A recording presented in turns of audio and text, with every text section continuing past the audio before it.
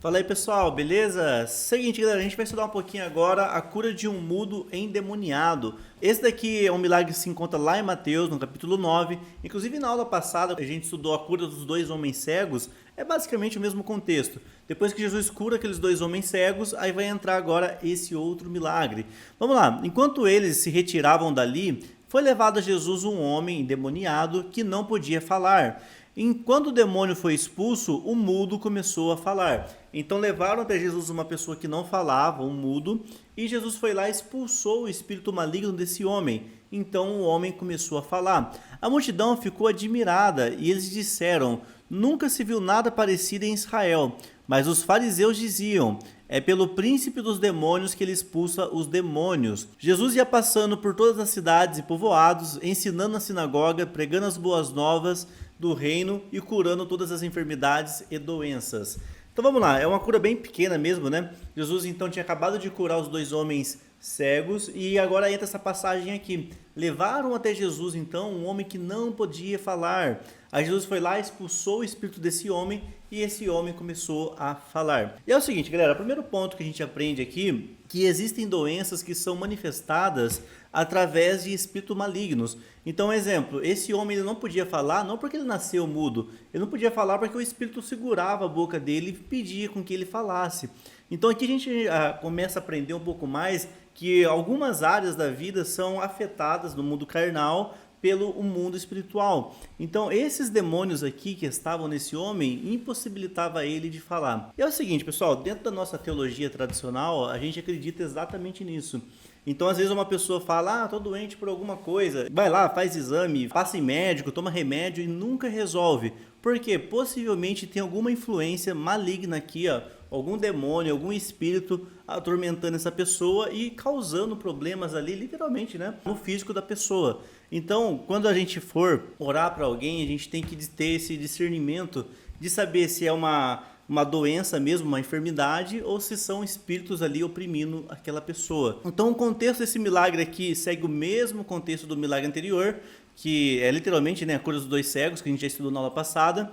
E agora a gente vai estudar algumas características aqui sobre o que aconteceu nesse milagre. Então vamos lá, Jesus expulsava demônios pelo poder do príncipe dos demônios. Os fariseus, quando viram Jesus expulsando o espírito imundo ali daquela pessoa, eles falaram, Jesus está expulsando esses espíritos pelo nome do príncipe dos espíritos. Ele até coloca aqui, ó, o príncipe dos demônios.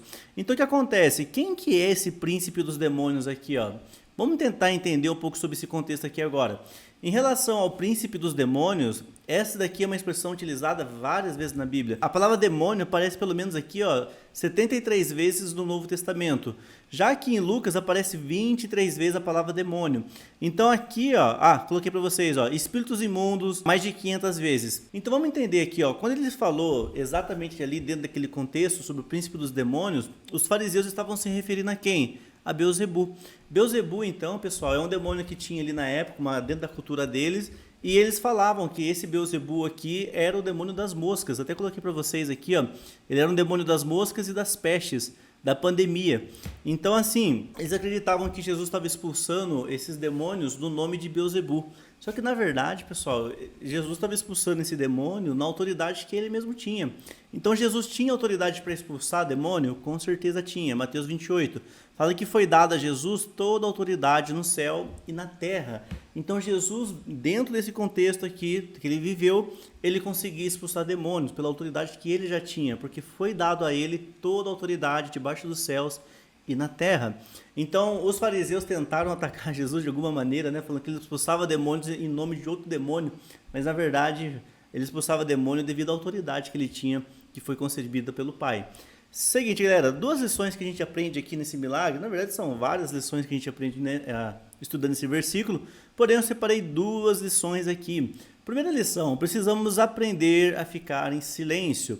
Então olha que legal, conforme Jesus foi curando as pessoas, foi passando nas cidades, né, libertando as pessoas dos demônios, dos cativos, o que acontece? Os fariseus chegaram em Jesus e falaram que ele estava expulsando em nome de demônios. E o mais legal nisso tudo é que o próprio Jesus ficou em silêncio.